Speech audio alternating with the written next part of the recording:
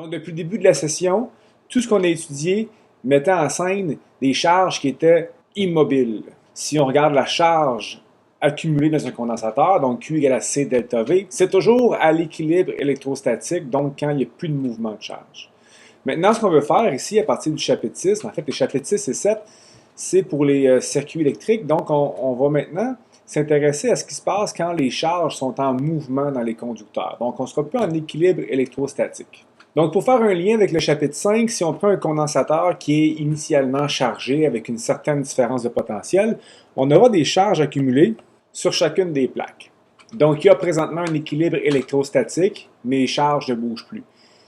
On sait que si je relie les deux plaques par un fil, on aura un échange instantané de charge. Bon.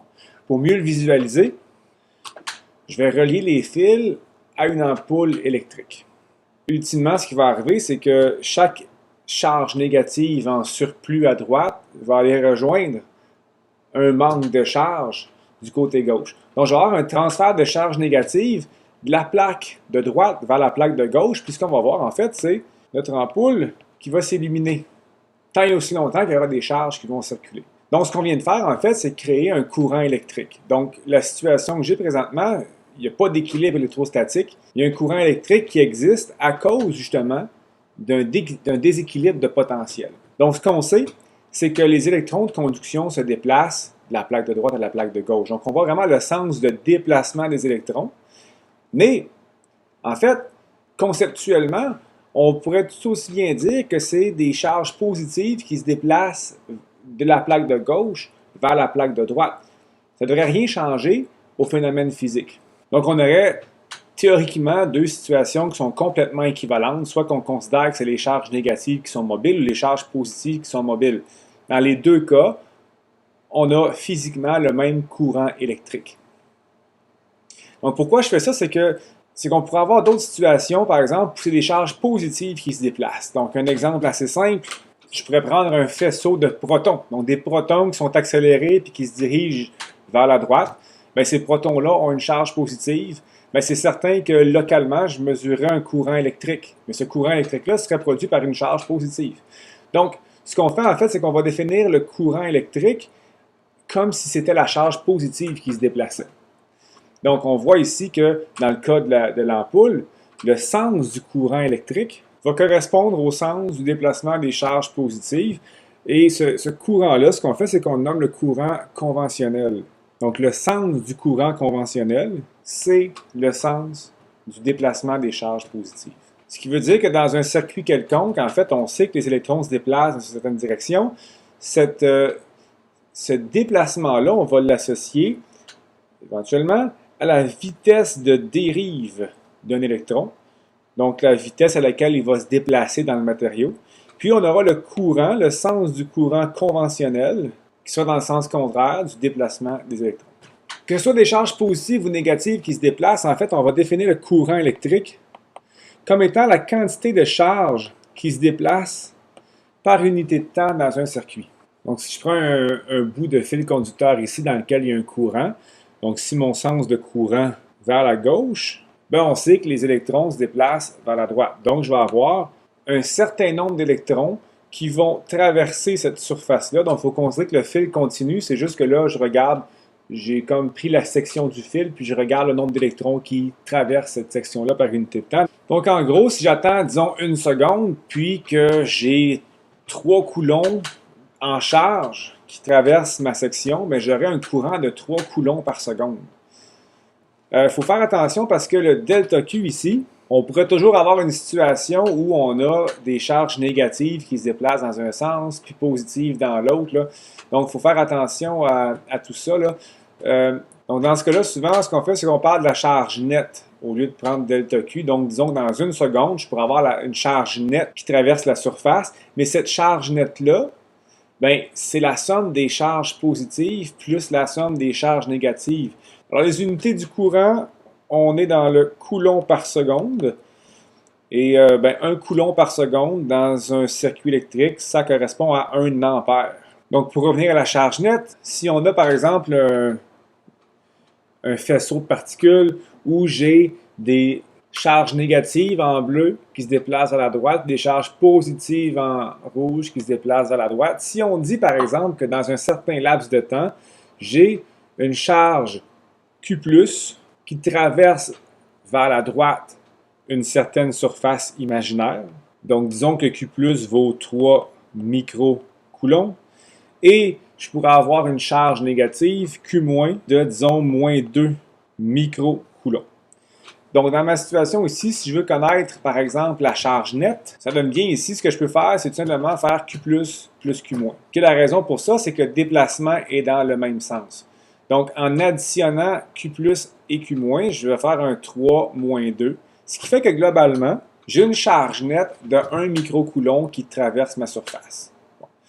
Donc, la distinction, c'est que si mes charges négatives, par exemple, se déplaçaient dans le sens contraire, bien, ce qu'il faudrait faire, c'est que quand je fais ma charge nette, je devrais soustraire Q- ici. Donc, justement, à cause du sens du déplacement, qui est le sens contraire du sens positif.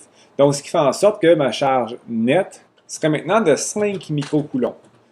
Donc, on a vu au premier chapitre que la charge était une quantité qui était conservée. Donc, si je prends un circuit dans lequel les électrons circulent, je peux avoir des points qui correspondent à des nœuds. Ça veut dire que je pourrais avoir, par exemple, dans mon circuit, je pourrais avoir un embranchement. Donc, l'embranchement, ici, j'ai 4 segments qui se rejoignent en un nœud.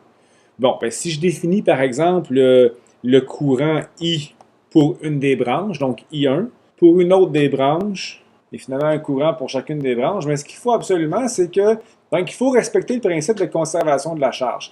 Tandis que le courant, c'est la quantité de charge par unité de temps, bien, en fait, dans ce problème-là, c'est que le temps est le même pour chacune des branches. Là. Donc, s'il y a un certain nombre de charges qui rentrent dans le nœud par unité de temps, il faut que j'ai la même quantité qui sorte du nœud par unité de temps.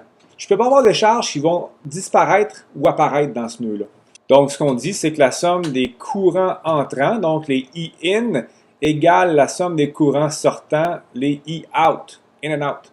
Donc, on a comme ça, on s'assure qu'il n'y a pas de charges qui sont prises dans le nœud. Donc, par exemple, si j'ai un circuit dans lequel je connais 3 des courants sur 4, mais par ce principe-là, je peux déduire le courant manquant.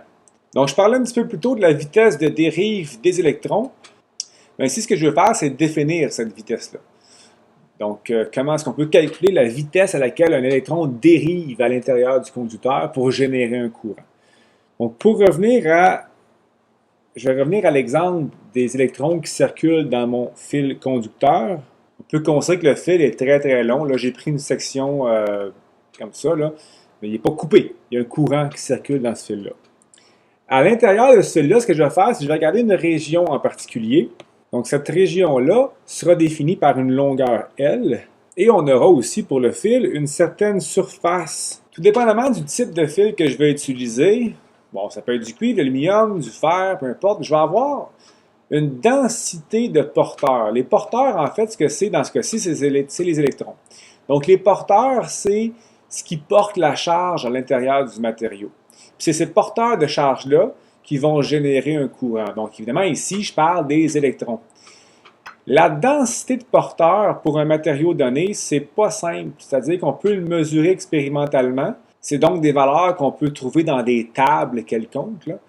Mais pour l'instant, ce qu'on va faire, on va supposer, c'est faux, mais c'est une approximation, on va supposer que chaque atome du matériau apporte un électron de conduction. Je vais donc définir N minuscule comme étant la densité d'électrons. Et comment on peut le calculer? Comme approximation. Donc, je vais prendre le nombre d'atomes par mol, donc le nombre d'Avogadro. Je vais le diviser par la masse molaire du matériau, qu'on peut retrouver dans le tableau périodique. Donc, essentiellement, c'est que ça me donne le nombre d'atomes par mol que je divise par le nombre de kilogrammes par mol. Donc, le produit nombre d'Avogadro sur masse molaire me donne le nombre d'atomes par kilogramme de matériau. Si je multiplie par après par la masse volumique du matériau, la masse volumique, c'est le nombre de kilogrammes par mètre cube, mais je vais avoir un nombre d'atomes par mètre cube. Donc, si j'associe un électron de conduction par ce qui n'est pas tout à fait vrai, ça me donne une bonne approximation pour ma densité d'électrons. On verra plus tard au chapitre 8 ou 9, là, quand on parlera des champs magnétiques, on verra qu'il y a une façon de mesurer la densité de porteurs de façon expérimentale, puis on pourra comparer la différence. Donc, pour certains matériaux, ça fait une bonne différence. Donc, si j'ai ma densité de porteurs, dans mon volume en rose ici, je peux calculer le nombre de porteurs. Donc, le nombre de porteurs correspondrait à la densité de porteurs fois le nombre de mètres cubes de mon volume en rose. Donc, L fois A. Donc, je peux connaître le nombre de porteurs dans ce volume-là. Maintenant, si je prends la définition du courant, qui est delta Q sur delta T, bien, si j'ai le nombre de porteurs, chaque porteur a une charge E. Donc, delta Q serait N fois E. Puis delta T serait un laps de temps préétabli. Donc, je vais laisser delta T. Puis là, je remplace ici le nombre de porteurs par N, la densité, fois L fois A. Puis en fait, là, il faut se questionner. Dans le fond, c'est quoi la vitesse de dérive? La vitesse de dérive, c'est que si je prends l'électron qui est ici, donc lui, il se déplace vers la droite avec une vitesse qui est la vitesse de dérive, bien, quel temps ça va y prendre pour traverser la totalité de ce cylindre-là, en rose? Bien, nécessairement, ça va être le même temps que j'ai dans mon delta T ici. Distance divisée par le temps me donne la vitesse de dérive dans ce cas-ci. Donc, L sur delta T, c'est la vitesse de dérive. Évidemment, je travaille en valeur absolue, je travaille en grandeur ici. Donc, je vais avoir une expression qui relie le courant électrique à la vitesse de dérive de mon électron. Bon, évidemment, ça fonctionne dans les deux sens. Je peux aussi isoler ma vitesse de dérive. Et voilà. Donc, on peut relier la vitesse de dérive au courant électrique. Donc, ici, donc le courant correspond toujours à la charge qui traverse la section de mon fil. Si je prends un fil plus gros, je peux augmenter A. Il y a probablement une relation qu'on peut aller définir entre I et A. Donc, ce qu'on fait, en fait, c'est que si on prend I sur A, donc cette relation-là, des ampères par mètre carré, on a ce qu'on appelle la densité de courant. Donc, la densité de courant, on la nomme J. Et si on fait I sur A, en fait, ce qu'on trouve, c'est la densité moyenne de courant. Mais bon, en termes d'unité, on aura nécessairement des ampères par mètre carré.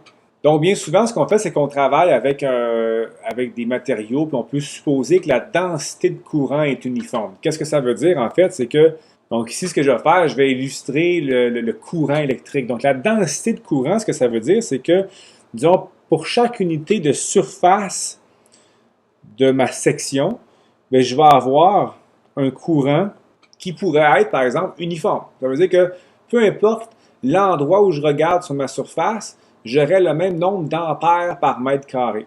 Donc, quand le courant est uniforme, c'est très simple. Donc, j'ai une surface A en mètre carré, j'ai une densité de courant qui est uniforme en ampères par mètre carré. Bien, qu'est-ce que je fais pour avoir des ampères? Je multiplie les deux. Je vais avoir un courant total en ampères. Donc, I. Mais de façon plus générale, la densité de courant pourrait ne pas être constante.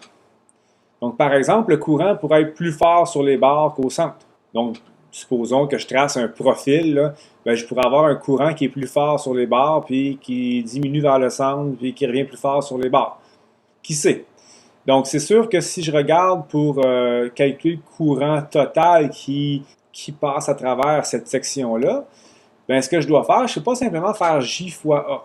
Je prends ma surface, je la décompose en plein de petits éléments dA, puis je regarde, bien, c'est quoi finalement le courant qui passe à travers chacun de ces dA-là. Ça va me faire des DI. Puis si je peux connaître, il y aurait moyen de connaître la valeur de J pour un élément donné de surface. Donc maintenant, si je veux avoir le courant total, ce que je dois faire, c'est l'intégrale de JDA. Bon, dans notre cas, la densité de courant J sera toujours dans le sens, on se rappelle du vecteur de surface, là, dA. Donc, c'est sûr qu'on peut attribuer un sens vectoriel à J et à dA, mais ils vont être dans la même direction, là. Donc, mon produit scalaire devient JDA, tout simplement. Donc, c'est plutôt ça la définition générale de la densité de courant. Donc, voilà. Ou I égale à J fois A si J est uniforme. Si J est uniforme, bien, on peut remplacer l'équation du haut aussi pour la vitesse de dérive. On peut remplacer I sur A par J. Ce qui nous permet de définir la densité de courant en fonction de la vitesse de dérive et de la densité de porteur. Puis juste une petite distinction, si on regarde le sens vectoriel, J est toujours opposé à la vitesse de dérive, hein, parce qu'on sait que l'électron se déplace dans le sens contraire du courant conventionnel. Donc vectoriellement, c'est opposé. En grandeur, ben, on enlève le moins.